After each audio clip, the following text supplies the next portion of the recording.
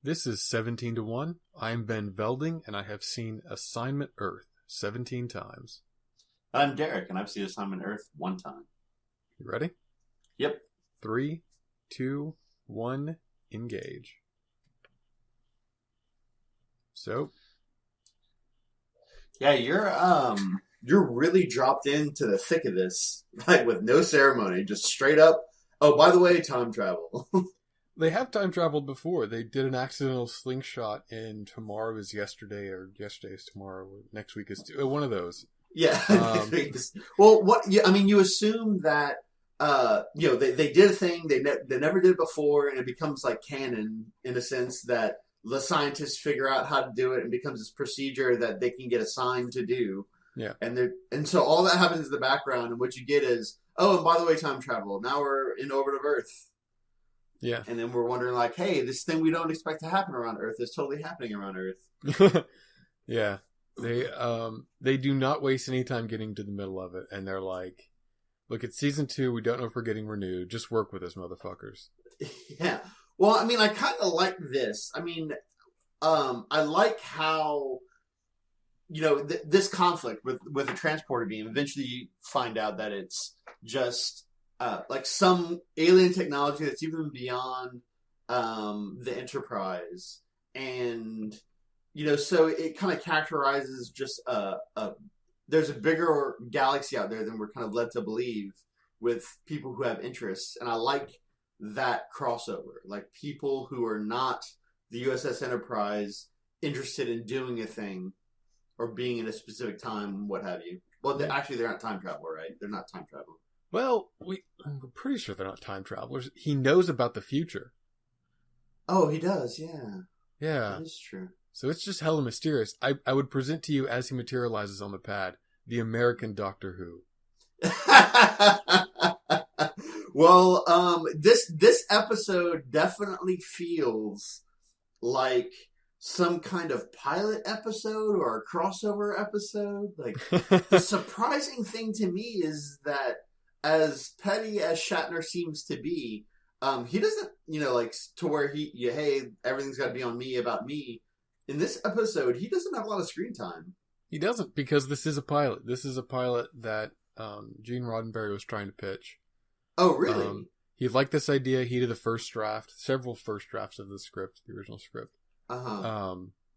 And he couldn't really get funding for a pilot from Paramount or NBC. But they agreed to do this.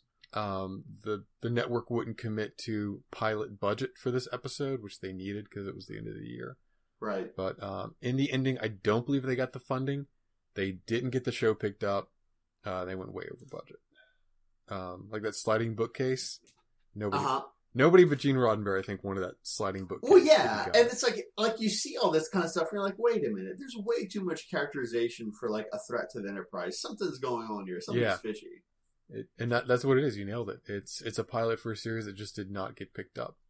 I would have watched this series. Like, I would have totally watched this because I liked the premise of like, hey, the Earth's technology is moving faster than its ethics, and we need to make sure they don't destroy themselves before they mature as a peaceful organization. Here's the funny thing. In 1967, a little before this episode was shot and filmed, there was a treaty for the peaceful exploration of outer space signed by the UK, the United States, and the USSR, which said we're not going to put weapons of mass destruction in space. Oh, that's adorable. We as a people had already tackled this issue.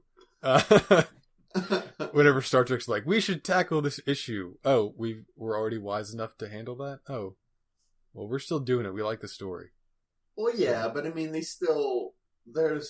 I guess they haven't put weapons in space, but they've put things that further military interest in space via like spy satellites and whatnot. Yeah. But So, I mean, it's somewhat disingenuous to say like, oh yeah, we're totally mature enough to handle this science. Well, they're definitely not. We're still not. We don't do the most responsible thing. But we don't even do the second most responsible thing. We're sort of responsible given how irresponsible we are. Like, we're just smart enough not to blow ourselves up. So I will give you that we're just smart enough not to light ourselves on fire, but that's about it. Planet Earth. Planet Earth. Planet Earth. Yeah, go team, right? Yeah. I can't say USA. It's hard to find a 3-syllable take on the people of... Yeah, exactly. It has to be catchy, and for that to happen, it has to have low syllables. Yeah. So, can we talk a minute about Gary Seven's eyebrows? Like, his brow and his eyebrows seem like they're their own character. Like, they give him a very sunken-eyed, menacing, piercing glare, almost. Yeah. It's I interesting. can see that. So he's pretty good. He's been in a lot of things. Westerns, Bonanza. He had a recurring role in Kung Fu. Wait. Oh yeah. I think I've actually seen an episode with him in Kung Fu with David Carradine. I'm sorry. It was Kung Fu: The Legend Continues. Oh, okay. So. Well, never mind. Well. So anyway, here's Gary Seven. He's immune to Vulcan neck pinches. So. Yeah. There's a karate chop that takes out Spock. Yeah, he's taking out Scotty, guys. We're in trouble now. He obviously has captain's training because he knows how to use the judo chop. Yeah. One of the best fan theories I've heard is that in the 2009 reboot, the second one, Star Trek Into Darkness, has a white guy named Khan, who acts nothing like Khan, but has a lot in common with Gary Seven. Immunity to a Vulcan neck pinch, being kind of a badass, being white. Yeah. So the fan theory is that that Khan is actually Gary Seven from the alternate timeline. Interesting. Yeah, which I really like. Yeah, I mean, like, as much as fan fiction and fan theories can be lampooned by anyone just because it's like, aha, you care too much about a thing. Some of them can be interesting. Yeah. Well, I mean, it's analysis. Also, like how Spock likes cats. This is just it's funny to me. Yeah, there were 7 cats that they used for this episode. All of them were about the same size. All of them look about the same. So yeah, that makes sense. Yeah, and some of them were more friendly. Some of them were less friendly.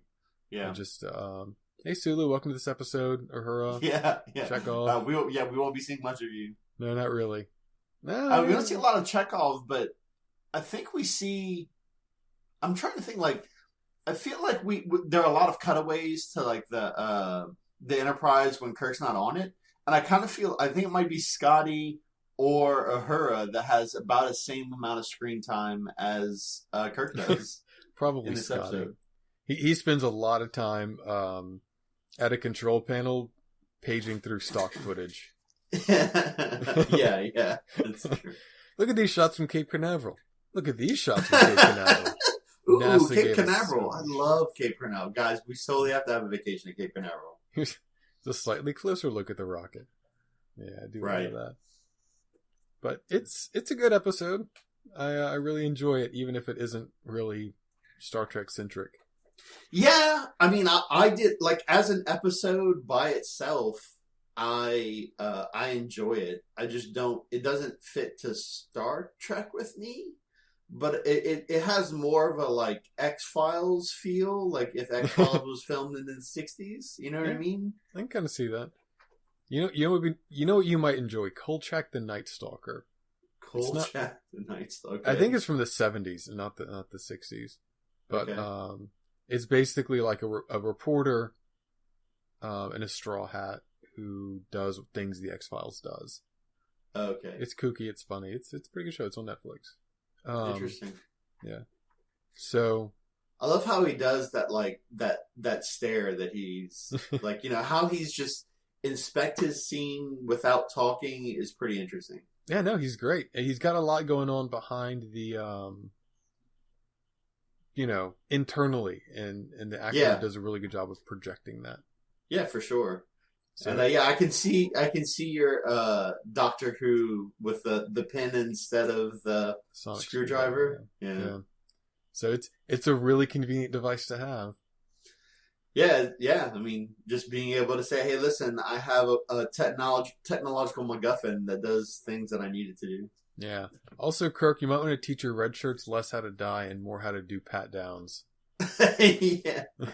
Like that's actually a good question.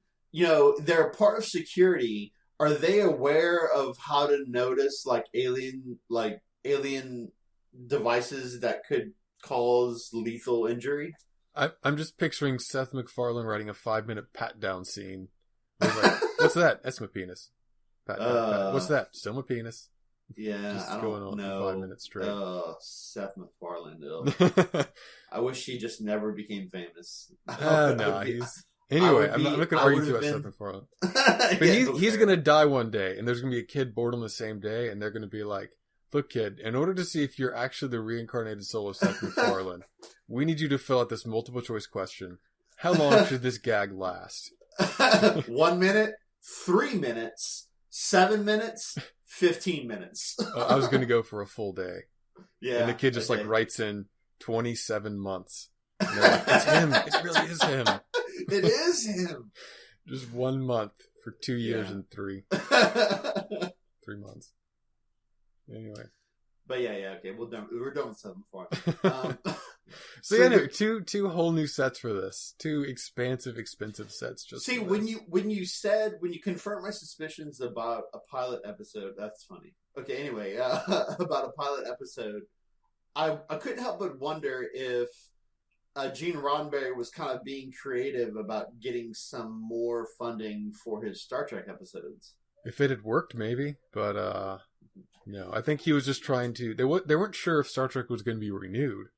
So it makes a lot of sense for Gene Roddenberry and other folks involved to be like, well, here's another show that we can take control of and people are going to watch. Like, just making another boat while your boat is sinking. Yeah, making another boat out of the sinking boat. Yeah. It's not a bad idea. So, well, look, you said you would have watched this. I would be kind of interested in this. I mean, yeah. I mean, it is not a bad idea. I kind of like the cat, and maybe this is just like my shameful interest in Sabrina the Teenage Witch as a teenager, but I like the cat as a sidekick. Up until the point that she turns into like some sort of sexy vixen, then I'm out. Then I'm like, no, this is dumb. You're dumb. Yeah. By the way, the second time Star Trek has done that, like people in Star Trek want to cats. And I'm like, why can't it? This is interesting. Why can't it just be a cat that he talks to? What's wrong with that? Like, I don't get it. Why does it have to change into a scantily clad female? That doesn't make any sense. Well, because cats don't have tits, Derek. Like, Terry Garr was talking about this, and she's like, so I was in the middle of this thing, reading my lines, and they're trying to hem my skirt to get it shorter. I think his name... What? I think Bill Theiss is the name of the guy. You still there? Uh-huh. Yeah. Yeah, I'm still here. Yeah. He was the one who made the costumes for Star Trek, and they were like, oh, he made them so smart. He made them so short that they would catch the camera and blah, blah, blah. Yeah. Sensors. And I'm like, I think the dude just liked to dress women in as little as possible. Yeah, I think he just liked leggy women. He was good at it. I mean, good for Theiss, but you gotta think. I mean, yeah, and that happens at the secretary that we haven't seen yet. I think she's about to come in. Roberta Lincoln. We're close. You hope, right? I like her. I submit that there are 2 versions of the secretary. One that's deplorable and one that's admiring. And the exact point when they make the switch over. I have so many questions about what I'm going to call the American Rose Tyler. Because there's so many questionable things happening with her character. My feelings are generally positive. But there there is some kind of writing around like why why there's a confusion about her showing up to a place that she obviously finds familiar. Okay, she works here but doesn't know about a thing, and you assume that she knows about a thing, which seems to suggest that the protocol is to let someone in on the joke.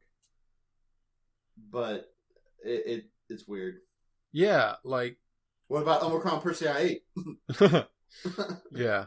So then that also tells you that the people who abducted Gary also work with other aliens. So Gary probably knows some aliens.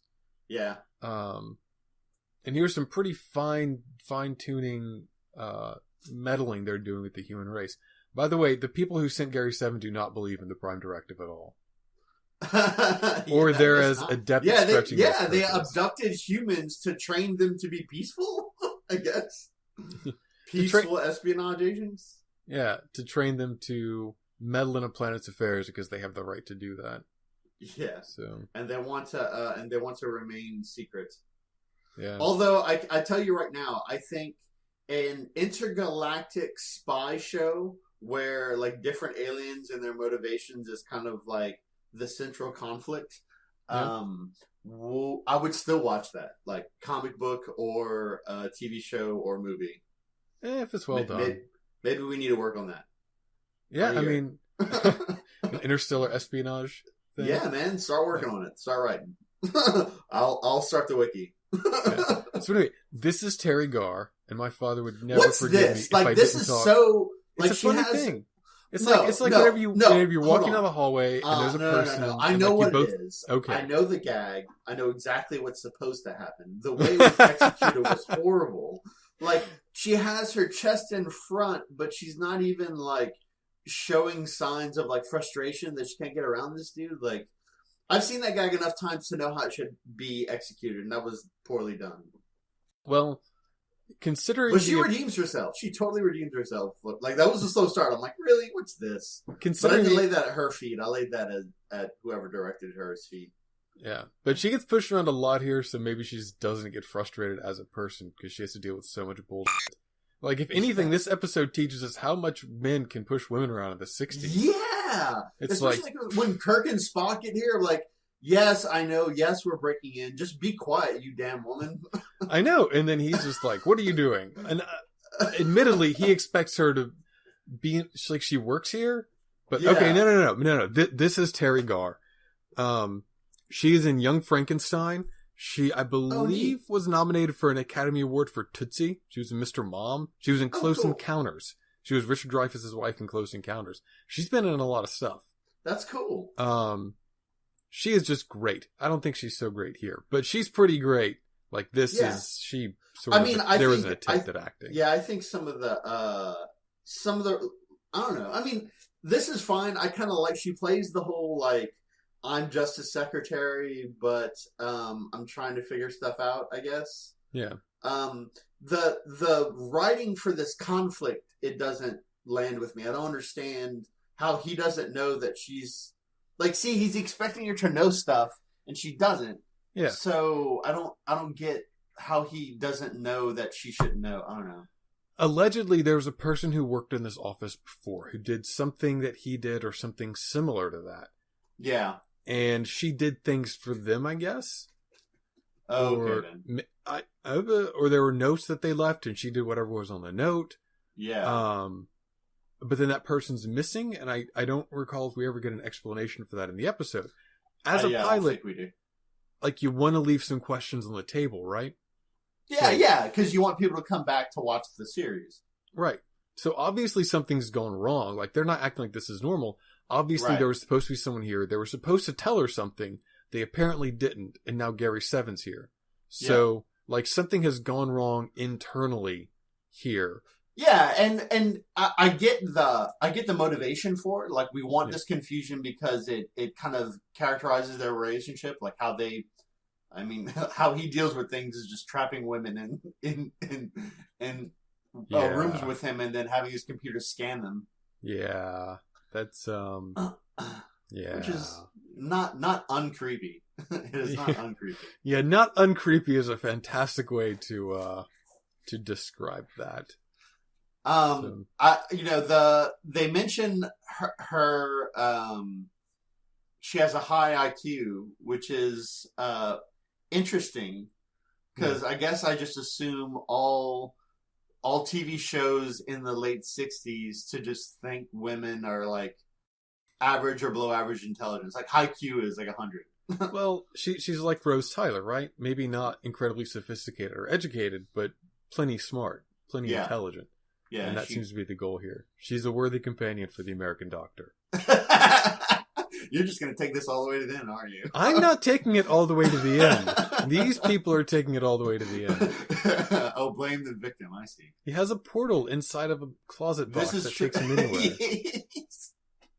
There's like this is a perfectly normal portal inside of a safe, inside of a closet. It's a really convenient way for getting places. Yeah, so, yeah. His sonic screwdriver is admittedly better at locking doors, which is again not that creepy. Well, yeah, it is not creepy. He definitely engenders like this. Oh wow, who tailored this suit? Like you can still see the seam on that thing. I didn't know that before. Like look at his arm and the thing. Like that seam is not well done. Oh, is that bad? Yeah, like I can see. Like the camera is at least 10 feet away, and I can see the seam. Yeah, it's bad. I want to say this is like a Brooks Brothers suit or something like that. Like, no, it looks like someone tried to tailor it and just did a really bad job. Maybe that's how suits were in the 60s. I don't know. The impression I got from reading is that he was wearing something nice. She was wearing something they slapped together.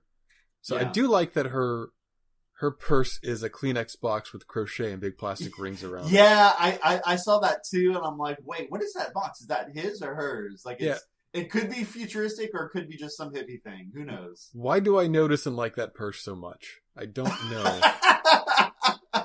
Just part of who you are, Chris. Maybe so. Don't fight it. I don't know why Spock is wearing like the biggest, most Russian hat a person could wear. I know why. During like Cold War days. Like, yeah, I know. How did you get stopped on the street for that? he might like, as well. Excuse me, you're not allowed to wear these kinds of hats. He might as well walk the streets asking people for nuclear secrets in a Russian accent. Yeah. It's just. Excuse me, comrade. I mean, sir. Would you happen to know directions to the nearest nuclear secret repository? I don't know. But yeah, no, it's the constant attempt to hide Spock's ears in the 20th century. It's a gag I like. Yeah, I guess so. Like, I don't like that. The gag is it's okay. It has enough mileage. It's fine until it gets to the like, oh, you're the devil and pitchforks and blah blah blah. I'm like, really? Like, okay, that's odd. Yeah. I just feel like if they've had to hide his ears more than 3 times, they would come up with a way to do it that is, consistently successful. They do not. Yeah, they don't. It's just like, no. Oh, you see that thing that we put on the Spock's egg? That's because it's going to get taken off at some point. Yeah. Like, just so you know. Not always, but yeah. No, it's here, yeah. It's... Yeah, it feels like... even... Huh? Yeah, even when Spock takes over, like, restraining her, even the struggle just doesn't seem genuine enough. Yeah, well, the struggle seems like it was engineered specifically so that she could do that. So, yeah, she's loyal enough to this crazy guy who locks her into her office. Yeah, I mean, and here it is, like it's like, whatever. I have a hysterical woman. She must be on her period. To their credit, they don't say that. But to their credit. I'm sure that if they went outside of this office, that would have been their excuse. I think this is a sound effect that's used in Star Wars for blaster shots. It's like a stock ray gun sound. It's weird. Oh, okay, interesting. No, I thought that ray gun or that sound was just engineered. Like it was a never before used sound until Star Wars came about. Well, like you just heard it because you keep your audio running. Well, you can listen to that. It does not sound like a standard phaser. Well, yeah. No, I definitely agree with that. I just don't know if it might be similar. It might be legally distinct. It might be. Well, they just buy this stuff. That's why the Wilhelm screams everywhere. It's not like George Lucas made that. Yeah. Like my understanding is that there are libraries and people pay for access. This is a Paramount lot with stock footage matted onto the back of it. So these are Paramount warehouses and things, and the rocket's just pasted up there. So anyway, they're libraries and they buy stuff from it. So I don't know if, obviously George Lucas bought some sounds for Star Wars with the Wilhelm scream. So I'm sure he made many of them in house, but yeah. Yeah, maybe. I don't know. I don't know much about like Star Wars, like Legacy or whatever. Yeah. But another thing I do like, I love this, the police officers with like their tunics or whatever it is. Like, yeah, apparently still contemporary in the 60s, which was a surprise to me. Yeah. And like that's the other thing. It's like they don't have holsters, they just like keep it in their pocket. Yeah. It's like, really? You don't have a holster for that weapon? That's odd. Mm. This is what bothers me. She points him in here. They were already in the room. Why in the hell did you not close and lock the door? Like, if you give a shit about the prime directive, why wouldn't you close and lock the door? Because you know you're about to get beamed up. Yeah. But, so now we're going to compound our mistake Finney, by the way. That's Finney from Shore Leave, the younger one. Okay. Yeah. So now we compound our mistake by beaming them back into the secretary's field of view. That's fine. I think you can have some collateral damage to the temporal prime directive. Yeah, I mean, I get the gags because the officer says like, Charlie, as if it's like, hey, I'm the old beaten cop, but now I'm confused and scared. Yeah, I like they give us this version of Mission Control before giving us this version of Mission Control. Like, admittedly, that's like the window looking out on it. Yeah, They're just trying to do as much as they can with as little budget. Yeah, I mean, you can tell that they have little because of just the gratuitous use of stock footage. Yeah. Well, I mean, you aren't going to make rockets for it, but... Well, I mean, I'm not saying you would, but I mean... I like these Batman labels. The Adam West Batman letters. Yeah. So, what always kind of, like, look at this dude. Like, he's supposed to be an authority figure, but he looks like he's at least in his 40s. Like, 40s, 50s. That's fine. He's just a sergeant. Like, he's sergeant, like, on the beat. Like, seems he should have a desk job telling other young people what to do. Hey, he's sharp, though. He's good at this stuff. Maybe he passed up promotion to keep the grounds themselves safe. These kids don't know how to do it these days. Yeah, maybe so. This guy's seen a lot of shit. He's seen a lot of shit as an asset security guard. Do you know how many times we get people wanting to streak on the landing pad? This guy's killed like 3 communist spies and 1 Islamic terrorist who was way ahead of his time. He's sharp, man. He will not be put down. Yeah. He's like Die Hard's dad, I bet. Die Hard's dad. Die Hard's dad.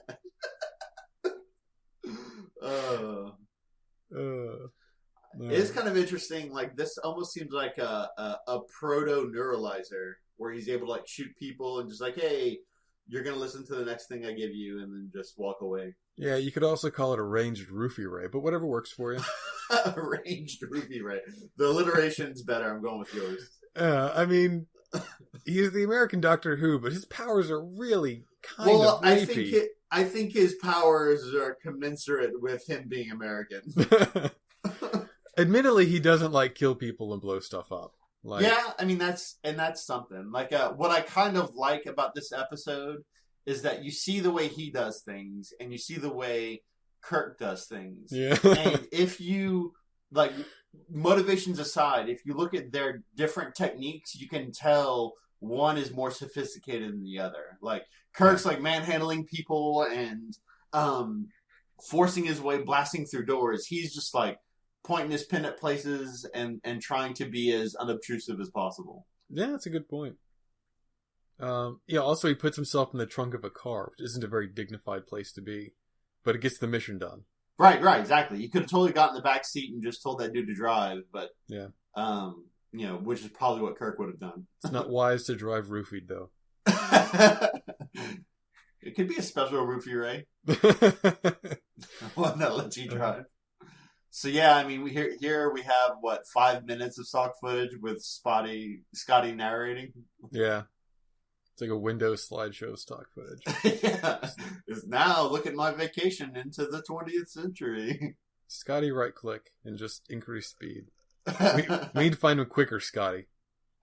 More stock footage faster. Yeah. So they did find this is stock footage. This car. So they actually found a car that matched it.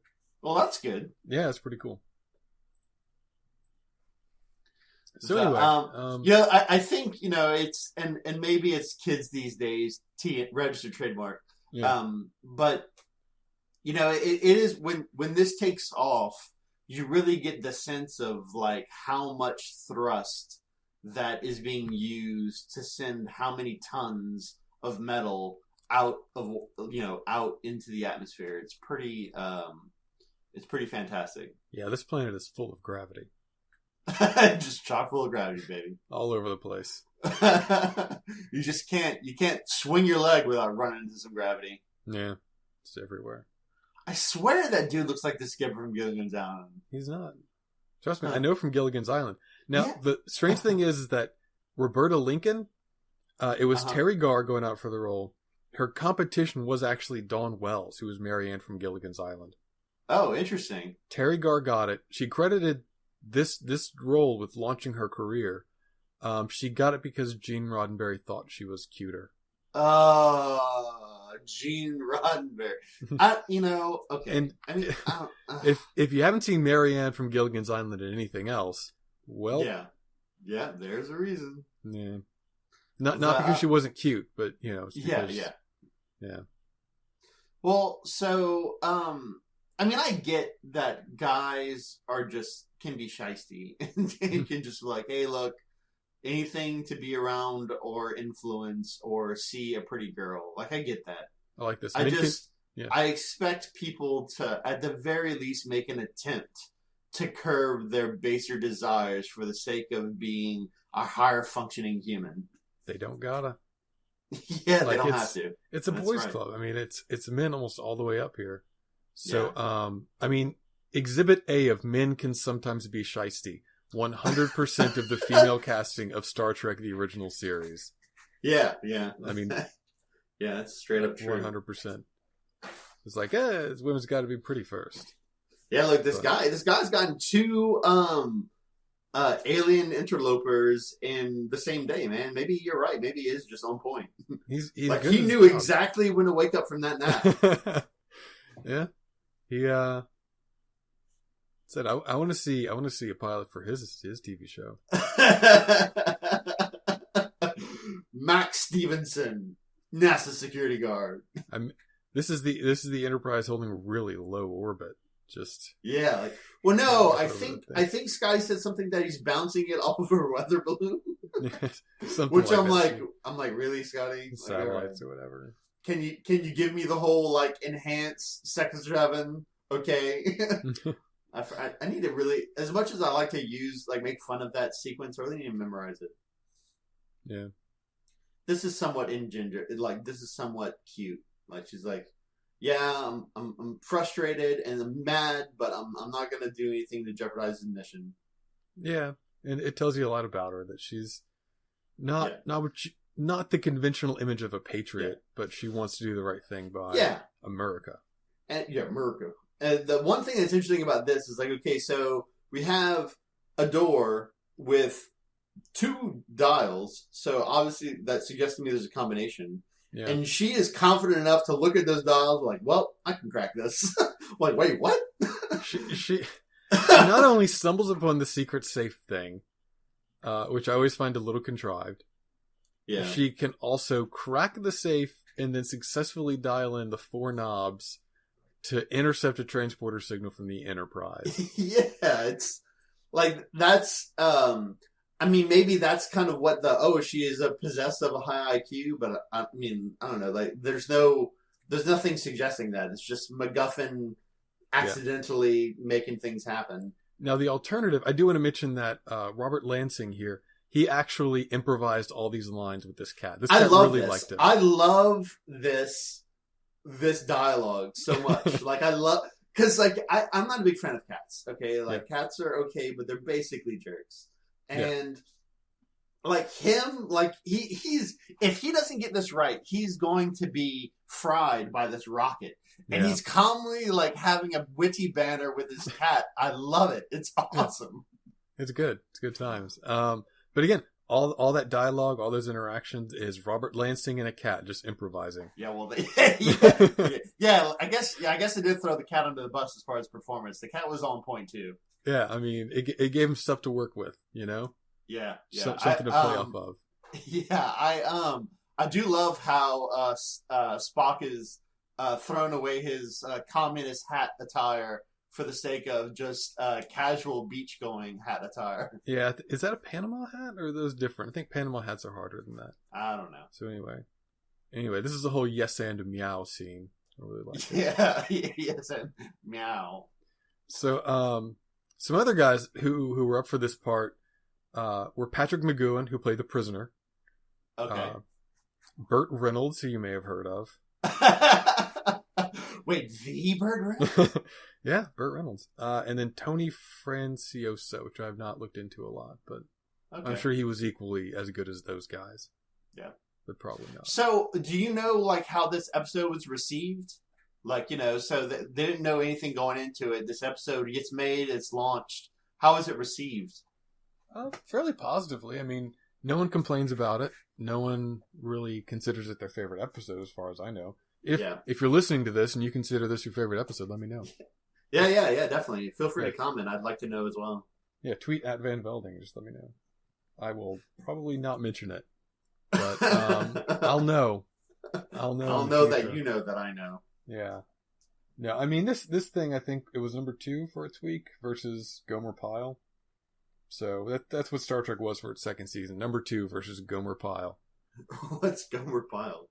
Gomer Pyle, you ever see Full Metal Jacket? Yeah. And like the script guy's like, who are you, Gomer Pyle? And they keep calling him Gomer Pyle. Yeah. Oh, so, that's like a real TV show? Yeah, it was freaking like kicking the crap out of like the other 2 shows in its time slot, almost combined. Oh, interesting. I think it was a spinoff from Andy Griffith. It's about a country guy who just doesn't get sophisticated society of the army. Yeah. Okay. Fair enough. I believe his catchphrase was, "Well, surprise, surprise, surprise." He was. This is the shit that was beating Star Trek. Wow, that's unfortunate. He just doesn't get polysyllabic words. Gomer doesn't. He's such a simple fella. I do like how, like, when he notices he's getting beamed up, he grabs the cat. Like you can. There's so many subtle things that communicate to me that they're equal partners in like their enterprise. Yeah. And that's one of them. Mm-hmm. I just I really feel like this cat should have just remained a cat and just been like the smarter of the 2.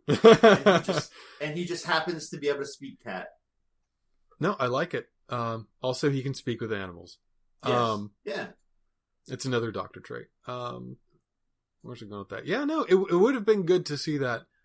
To see that dynamic. Now that Gary 7 never comes back in canon, they never mention any of the Gary 7 stuff again, unless it's in Enterprise.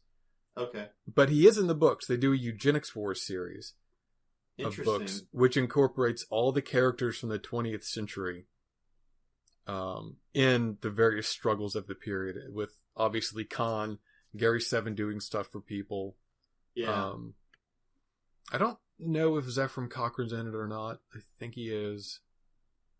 He was more 21st century, but is an interesting retrospective in that you have a lot of time travels of the 20th century, obviously. Yeah.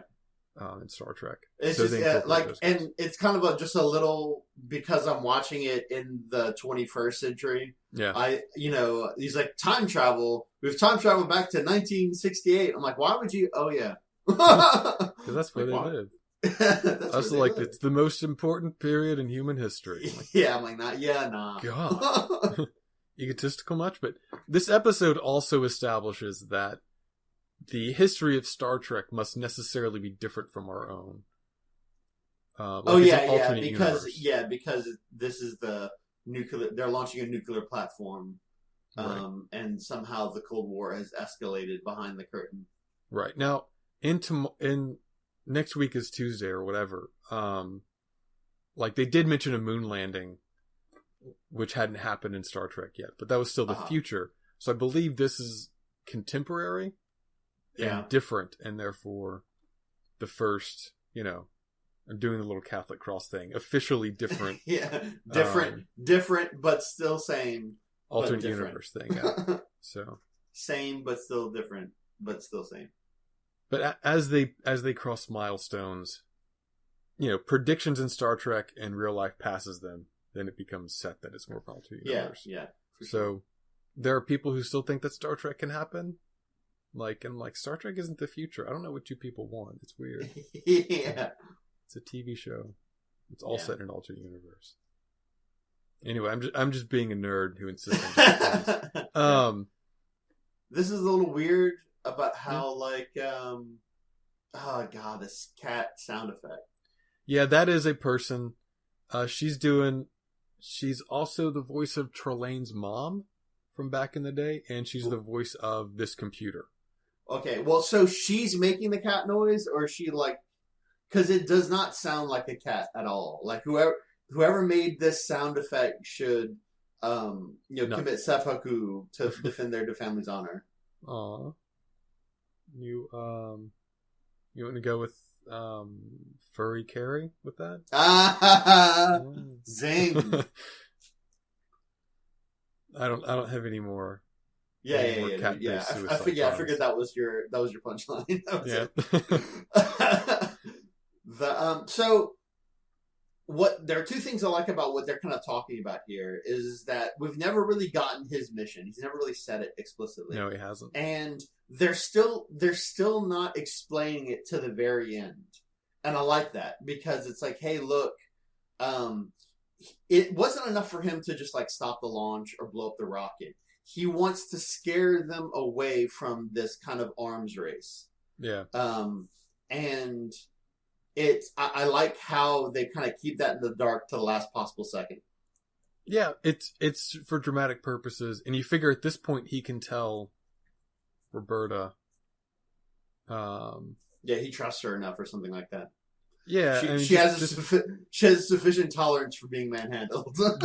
there are a lot of times where people do things, a burnished metal box. Yeah. Where they're like, oh, I have a plan, but they don't tell anyone about it. They just do it, and there's plenty of time to tell everyone about it. Yeah. And they just don't do it for dramatic reasons. And that's what this feels like. But I don't mind that, because again, it works for it. Like, you're still not sure what Gary Sev is up to. Yeah, and I like that. I like how they just kind of keep that in the dark. But look, like here she is. She's got agency. She's still a patriot. She's about to beat this man in his office. Yeah. Without any kind of plan of egress. She's just gonna try to keep him occupied until the God blessed Americans finish their mission. Yeah. So anyway. That's kind of a bit of a foreshadowing. Like she picks up the burnished box, and you hear she's armed herself somehow. But that's the thing about the secrets, is that it causes this confusion. It causes people to act on the best information they have. Yeah. And the central conflict of this episode is that people just weren't honest with each other. Right. Yeah. I mean, and that's usually that happens a lot in TV, where it's just like, hey, if you would have just told everyone, you could have avoided this whole big deal. Yeah. And I generally get upset by that, because I feel like if it's too transparent and like the characters should know, then you didn't do a good job of writing like a compelling argument for whatever conflict's supposed to be happening. I like how she's like, I got this. I'm pinning him down with a pin. Yeah. Yes, officer. Detain him. Book him, Dano. Yeah. A sonic pen. Yeah. So, which has a kill setting. So, yeah. For the last time, American Doctor Who. So, it would be like one finally nice crossover, even though The Dark Knight Returns won't be written for another 20 years. Yeah. Superman just stops the nuclear warhead at the last minute. It's like, get the crossover. The crossover, bitches. Yeah, have they ever done like a super crossover with like 2 or 3 different IPs just all melding into one? I feel like two is usually the max. If you count the Tommy Westphal Greater Universe hypothesis, sort of, yes. But like that links Star Trek all the way back to Saint Elsewhere. If you're looking weird, at it, but huh? Said weird. Yeah. Spock, you're so sly. Yeah. And Max Stevens goes down for the second time. He's just trying his best, guys. He's no, like in the end of Saint Elsewhere, it turns out that all of Saint Elsewhere takes place inside the mind of the autistic child of Dr. Tommy Westphal. Uh-huh. So the hospital's inside of a snow globe and he imagines everything, but there are crossovers with Saint Elsewhere, and they in turn cross over with other people who in turn have elements in common with other series. which links like a lot of pre-internet television into so that all of that takes place in Tommy Westfall's mind. Weird. Yeah, it's pretty cool. I don't know if I go that far. Yeah, you can look it up. Everyone can look it up Yeah, and just enjoy that. So, All because it's a lot to unpack. Someone made a diagram for it. It's amazing. I love this backstory. It's like, so some nondescript aliens took humans 6,000 years ago, because apparently that was when it was created. Anyway, I'm fine with the 6,000 years ago, and trains them for generations to come back and guide humanity towards like a peaceful maturation. And it's like, cool. So they have their own pet farm of humans. I don't know, man. Seems weird. It's something we could learn a lot from. Eugenics?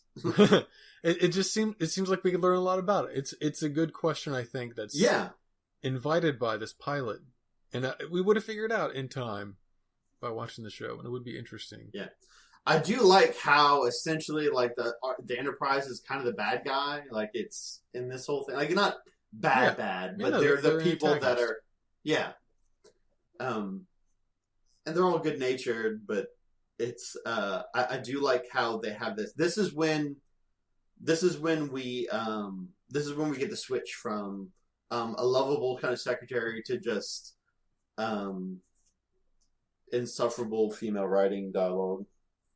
Really? I mean, yeah. Like, why does she care? Like she just had him at gunpoint. Now, for some reason, she's defending him. Like, what the f*** is this? I don't think it's insufferable female writing. It's just a bad kind of she twists for no reason in general. Well, yeah, that's what I'm saying. Like, there are so many things that happen from now on in her character that it's like, what?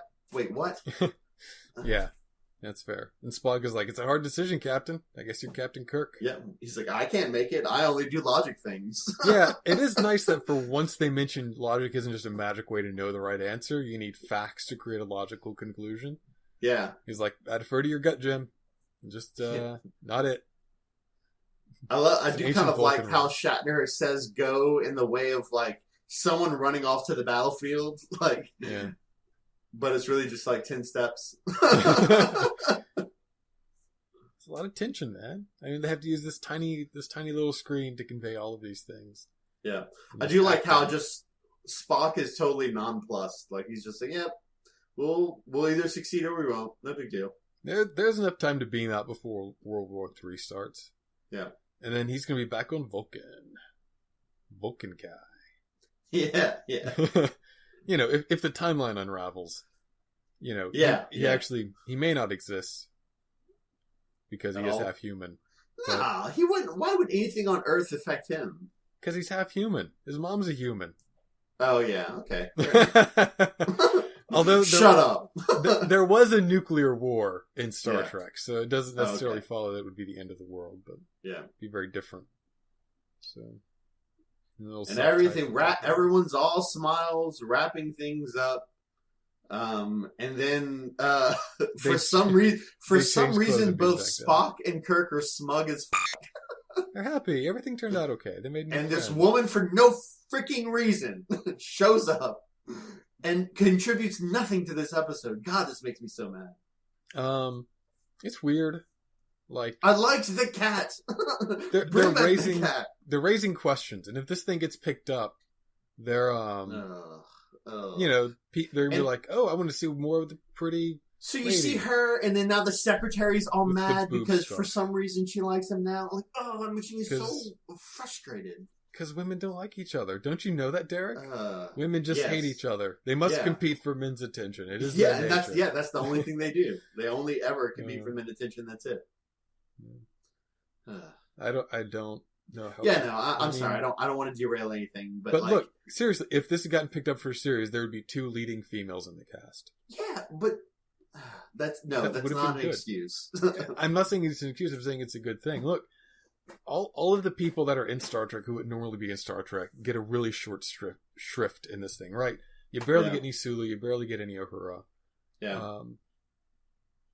But you're happy that they're there because that alone is progress at this period of time. Yeah, I think if 2/3 of your cast is females, I think you're doing good shape. Well, I don't know, because then it's just a man and his harem. Like, it depends on how these females interact with one another. Right. And that one interaction does not bode well for how this would have happened if it did. I can see that, but at the same time, you can't write them the same way. So one of the best things about putting two women into a story is that you have to write them differently. Like, they can't be the same character. Yeah. So by virtue of that, you have to make them different people, and you can't just make them a cardboard cutout female.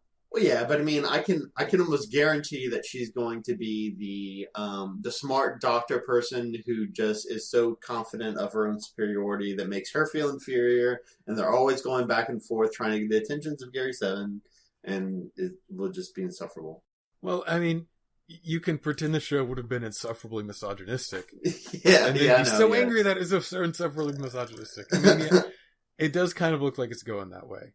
I mean, judging from all of the available information about what I can only assume a TV show that would be called Gary, the American Doctor Who.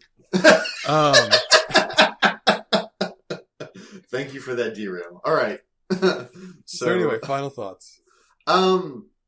This was I liked this episode. I don't think it's good Star Trek.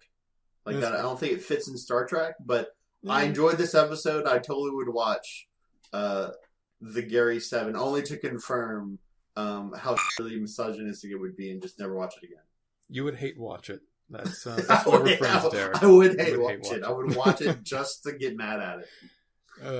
So anyway, I like it. I wish I could have seen Tara Garr in this. But if she was in this, she wouldn't have been able to be in Young Frankenstein. That would have made me sad. Yeah, for sure. So, anyway, next week we're going to be doing the Season 2 supplemental. That's right. We're finished Season 2. Wrap-up party, baby. Yeah, it'll be nice. Until then, remember in. Hey, I'll make this less than 60 seconds because no one likes credits. Star Trek is owned by CBS Television Studios and Paramount Pictures. We're watching this on Netflix streaming, talking over Skype, and recording our conversation with Alamoto Call Recorder. All editing is done with Audacity, the free audio editor and recorder, and our files are hosted on vanvelding.com. With DreamPress hosting, run with WordPress.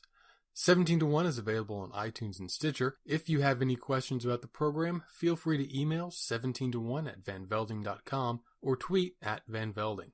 Thank you, and remember Ren.